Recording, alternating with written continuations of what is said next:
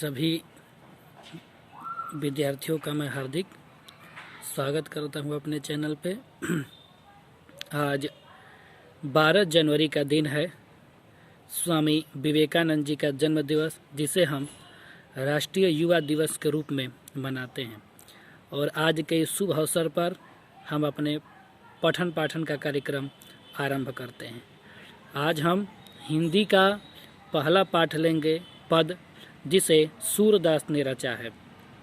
पद है, चरण कमल बंदो हरिराई, जाकर कृपा पंगु गिरि लंघय, अंधय को सब कछु दरसाई, बहिरो सुने गुंग पुनि बोले, रंक चलय सिर छत्र धराई, सूरदास स्वामी करुणामय, बार बार बंदो तिहि गाई। इसमें सूरदास जी भगवान के चरण कमलों की वंदना करते हैं, या फिर इसका प्रसंग ऐसे कर सकते हैं कि प्रस्तुत पद में सूरदास जी ने भगवान के कृपा का वर्णन किया। चरण कमल बंदो हरिराई, इसमें सूरदास जी कहते हैं कि मैं भगवान के चरण रूपी कमलों की वंदना करता हूँ। मैं भगवान के चरण रूपी कमलों की वंदना करता हूँ, या फिर मैं भगवान के कमलवत चरणों की वंदना करता हूँ। चरण कमल, सूर्य चरण रूपी कमल या कमलवत चरण, इसमें रूपक अलंकार का परिपाक हुआ है। चरण कमल बंद, जाकर कृपा, जिसकी कृपा से, पंगु गिरि लंघे, पंगु मतलब लंगड़ा व्यक्ति, गिरि माने पहाड़, लंघे माने लांघ जाता है अर्थात पार कर जाता है।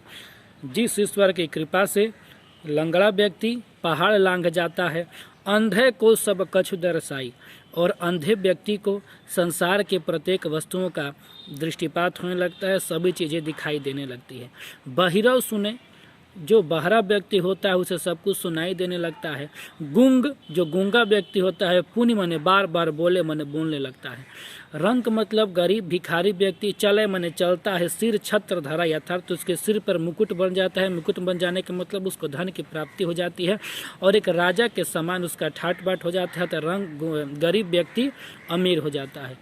सूरदास स्वामी करुणामय, बार बार बंदो तिहि गाई। यहाँ पे सूरदास जी ऐसे करुणा करने वाले भगवान के चरणों में बार बार वंदना करते हैं। सूरदास जी ऐसे करुणा करने वाले भगवान के चरणों में बार बार वंदना करते हैं। एक बार फिर से सुनिए। चरण कमल बंदो हरिराई, मैं भगवान के कमलवत चरणों की वंदना करता हूँ, या मैं भगवान के चरण रूपी कमलों की वंदना करता हूँ, जिसकी कृपा से लंगड़ा व्यक्ति पहाड़ लांघ जाता है और अंधे व्यक्ति को सब कुछ दिखाई देने लगता है। बहिरा व्यक्ति सुनने लगता है, गूंगा व्यक्ति बार बार बोलने लगता है, एवं भिखारी व्यक्ति अमीर बन जाता है। सूरदास ऐसे करुणा करने वाले भगवान की बार बार वंदना करते हैं। प्रस्तुत पद में रूपक अलंकार है। क्योंकि रूपक अलंकार की परिभाषा होती है, जहाँ उपमेय में उपमान का भेद रहित आरोप हो, वहाँ रूपक अलंकार होता है। अर्थात उपमेय और उपमान दोनों को एक मान लिया जाए, दोनों में कोई भेद न हो जाएगा, अभेद हो जाए।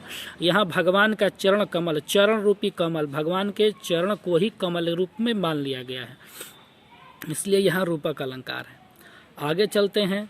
अगला पद है आपका, अभिगत गति कछु कहत न आवे, जो गूंगे को मीठे फल रस अंतर्गत ही भावे, मन बानी को अगम अगोचर, जो जाने सो पावे, परम स्वाद सब ही सुनिरंतर, अमित तोष उपजावे, रूप रेख गुण जात जुगत बिन, निरालंब कित धावे, सब बिन अगम विचार ही ताते, सूर सगुन पद गावे। इस कहने का तात्पर्य है, अभिगत गति कछु कहत न आवे।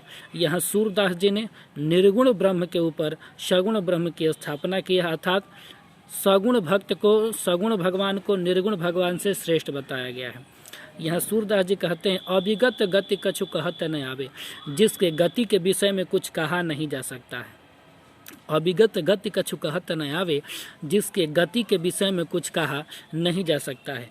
जो गूंगे को मीठे फल रस अंतर्गत ही गावे, जिस प्रकार गूंगे व्यक्ति को मीठे फल का रस उसके अंतरात्मा को ही प्रभावित करता है, जिस प्रकार अगर एक गूंगा व्यक्ति को कितना ही मीठा फल हम दे दें वह खा सकता है, लेकिन उसके स्वाद का वह बखान नहीं कर सकता है, उसी प्रकार निर्गुण ब्रह्म के बारे में जो उसको जानता है वही उसको समझ सकता है, उसकी लीलाओं को बखान नहीं कर सकता है।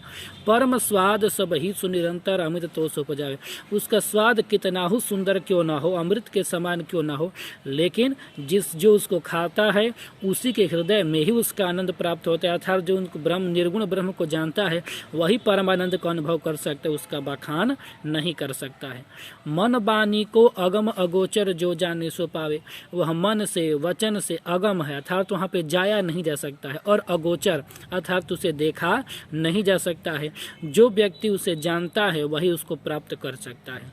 रूप रेख गुण जाति जुगत बिन निरालंब कित घावे। फिर सूरदास जी कह रहे हैं कि निर्गुण ब्रह्म है तो रूप उसका कोई रूप रेखा नहीं है, गुण वह कैसा गुण है, निर्गुण है तो बिना गुण का है, जाति किस जाति का है अर्थात किस रंग भेद का है, जुगति बिन अर्थात उसको प्राप्त करने का साधन क्या है, निरालंब बिना किसी आधार के वह उसके पास कहाँ से जाया जा सकता है यह किसी को पता नहीं है।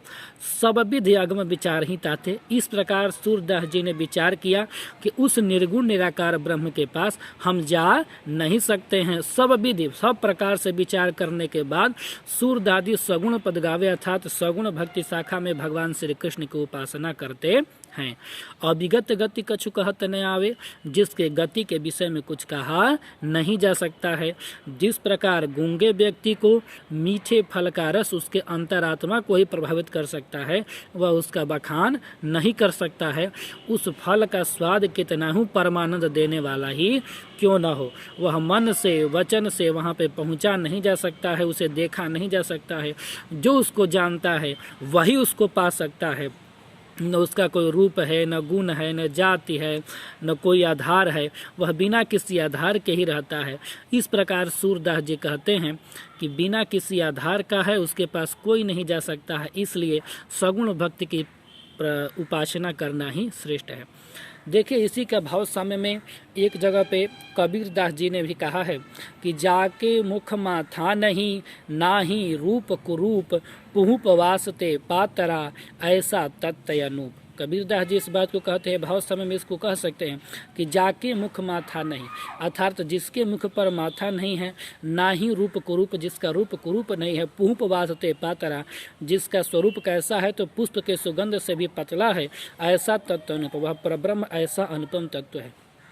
इसी बात को तुलसी भी कहते हैं कि बिनु पग चले सुनय बिनु काना कर बिनु कर्म करे विधिनाना आनंद रहित सकल रस भोगी बिनु बानी बकता बड़ जोगी कर बिनु करई नयन बिनु देखा सुनहि घ्राण बिनु प्रीति अशेषा अतिशव भांति अलौकी करनी महिमा जासु जाई नहीं बरनी। अर्थात वह बिना पैर के चलता है, बिना हाथ के सभी कामों को करता है, बिना नासिका के सभी सुगंधों को पहचानता है। इस प्रकार निर्गुण ब्रह्म के बारे में भी तुलसीदास ने भी यहाँ पे कहा है। इस प्रकार दोनों के पदों में यहाँ पे भाव की साम्यता होती है। इस प्रकार देखें तो यहाँ पर भगवान सूरदास जी ने सगुण भक्ति शाखा की सगुण भगवान की प्रशंसा की है। आगे अगर चलते हैं तो भगवान श्री कृष्ण की बाल लीला का वर्णन आता है कि कीलकत कान घुटुरवनी आवत मणिमय कनक नंद के आंगन मुख प्रतिबिंब पकड़िबे धावत कबहु निरख हरि आप छाह को करसो पकड़न चाहत कीलकत हसत राजत द्वय दतिया पुनि पुनि तेहिया गावत कनक भूमि पर कर पग छाया यह उपमाय के राजति करि करि प्रतिपद प्रतिमनि वसुधा कमल बैठ के साजति बाल दशा सुख निरख जसोदा पुनि पुनि नंद बुलावती अचरा तरलय ढाक सूर्य के प्रभु को दूध पियावती। कितना सुंदर वर्णन किया गया है। देखा जाए कीलकत कान घुटरवा नियावत, उस समय चला जाए जब भगवान श्री कृष्ण क्या है अभी घुटनों के बल चलना सीख रहे हैं। सूरदास जी जन्मांध थे, उनको जन्मांध माना जाता है, लेकिन जिस प्रकार से वात्सल्य रस का उन्होंने कोना कोना छान लिया, जिस प्रकार से उन्हें एक छोटे बच्चे के और यशोदा और नंद के साथ कृष्ण के प्रेम को वात्सल्य रस को समर्पित किया, वह उस प्रकार का परिपाक भारत के ही नहीं परंतु विश्व के भी आज तक कोई ऐसा कभी नहीं हुआ जो वात्सल्य रस का इतना अच्छे तरह से प्रयोग कर पाया हो। रामायण की वो चौपाई देखिए और याद कीजिए, जब रामायण में भी रामानंद सागर कृष्ण में दिखाया जाता है कि कनक चलत रामचंद्र, ठुमक चलत रामचंद्र बाजत पैजनी। उस दृश्य को ध्यान कीजिए, ये पद आपको आराम से समझ में आ जाएगा। कह रहे हैं किलकत कान घुटरवन नेवत, भगवान श्री कृष्ण किलकारी देते हुए जिस प्रकार से छोटा बच्चा अपने घुटनों के बल माह बन के चलना सीखता है, तो उसी प्रकार भगवान श्री कृष्ण अपने हंसते हुए दांतों के द्वारा घुटनों के बल चलना सीख रहे हैं। मणिमय कनक नंद के आंगन बिंब पकड़बे धावत। और नंद का आंगन कैसा है, तो मणिमय कनक, मणियों से रचित, सोने के मणियों से रचित नंद भवन है।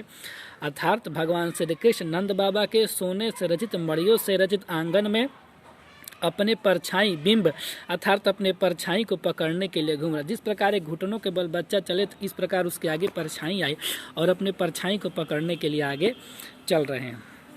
आगे कह रहे हैं कि कबहु निरख हरि आप छाह को करसो पकड़ना चाहत। उसी समय परछाई को देखते हुए भगवान श्री कृष्ण कबहु निरख हरि आप छाह को, कभी अपनी परछाई को ही देखते हैं और उसे अपने हाथ से पकड़ना चाहते हैं। लेकिन आप ये जानते हैं कि जब हम परछाई के पास ऐसे हाथ ले जाएं तो परछाई खुद दूर भाग जाएगी। उसी प्रकार उनकी परछाई कृष्ण के हाथों में नहीं आ पाती है और इसी प्रकार कृष्ण प्रयास करते रहते हैं। मणिमय कनक नंद के आंगन मुख प्रतिबिंब पकड़िबे धावत, कबहु निरख हरि आप चाह को, कर मतलब हाथ, सो मन से, पकड़ना मने पकड़ना, चाहत मने चाहते हैं। किला के हंसत राजत द्वय दतिया पुनि पुनि तेहि हगावत। और उस समय भगवान श्री कृष्ण किलकारी मार के हंसते हैं और छोटे बच्चे हैं, अभी उनके केवल 2 ही दांत निकले हैं। और उस समय श्री कृष्ण हंसते हैं तो उनके 2 दांत अत्यंत ही सुशोभित होते हैं। पुनि पुनि तेहि हगावत, कनक भूमि पर कर पग छाया, यह उपमा कहते। कनक भूमि और उन नंद बाबा के आंगन के, सोने के आंगन में जो भगवान श्री कृष्ण के हाथ, पैर और शरीर के अंगों की जो परछाई बन रही और भगवान श्री कृष्ण उसको पकड़ने के लिए दौड़ रहे हैं, यह अनुपमेय है, अर्थात इसकी किसी से तुलना नहीं किया सकता है। यह अपने आप में अनुपम है और अत्यंत ही सुशोभित हो रहा है। करिकरि प्रतिपद प्रतिमन वसुधा, करिकरि प्रतिपद, जैसे जैसे भगवान श्री कृष्ण हाथ और पैर को आगे बढ़ाते हैं, तो जो जो हाथ आगे बढ़े और जो जो पैर आगे बढ़े, उसी प्रकार करिकरि वसुधा कमल बैठकी साथ। वसुधा कहते हैं धरती माता। भगवान श्री कृष्ण के हाथों में कष्ट ना पहुँचे, भगवान श्री कृष्ण के नर्म पाँव में कष्ट ना पहुँचे, इसके लिए कमल के समान आसन को सुशोभित कर देती है।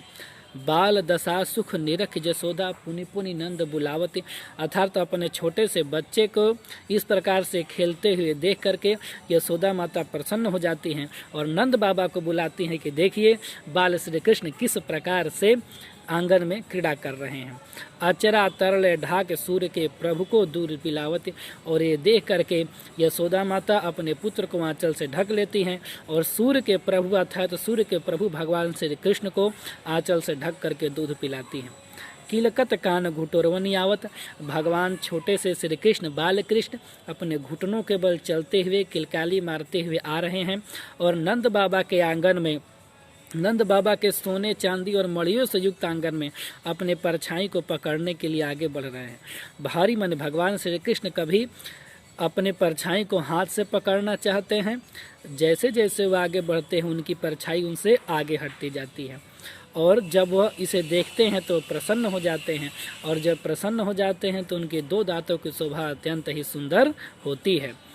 और जैसे जैसे वह हाथ पैर को आगे बढ़ाते हैं, धरती माता उनके हाथ पैर को आसन के लिए कमल के आसन को प्रदान करती है और कनक भूमि और उस सोने के भूमि पर सोने के आंगन में यह एक अनुपमीय शोभा का वर्णन होता है।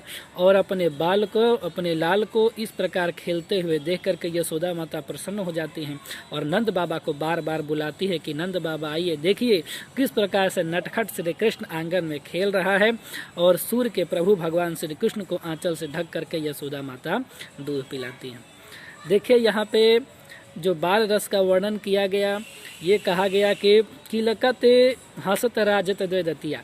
फिर मुझे यहाँ तुलसी की पंक्तियाँ याद आती है कि दांतों के विषय में उन्होंने वर्णन किया है। एक स्थान पर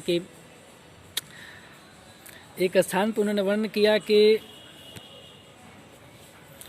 अति सुंदर सोहत धूरी धरे छवि भूरी अनंग की धूरी धरे दमके दतिया दुति दामिनी जो किलकै कल बाल विनोद करे अवधेश के बालक चारी सदा तुलसी मन मंदिर में बिहरे। इस प्रकार से कहते हैं किल के दत यादति दामिनी जो किल के कलबाल विनोद करे। अर्थात उस समय उन्होंने राम के विषय में कहा कि राम जी के दांतों की शोभा बिजली के समान सुशोभित हो रही है। जिस प्रकार काले घनों के बीच में बिजली सुशोभित होती है, उसी प्रकार श्याम वर्ण के राम और श्याम वर्ण के कृष्ण और दोनों श्याम मेघों के बीच में बिजली के समान उनके चमकती हुई दांतें सुशोभित हो रही है। इस प्रकार इसमें वात्सल्य रस का परिपाक हुआ है। इसमें 3 ही पद को रखते हैं। आगे के पद को मैं आगे वीडियो में समझाऊंगा। अगर आपको किसी भी पद में और परेशानी हो तो नीचे कमेंट बॉक्स में आप लोग ज़रूर बताएं। मैं प्रयास करूंगा कि पूरे पद की व्याख्या आप लोगों के समक्ष प्रस्तुत की जाए, लेकिन जहां भी न समझ में आए आप लोग कमेंट बॉक्स में ज़रूर बताएं। धन्यवाद।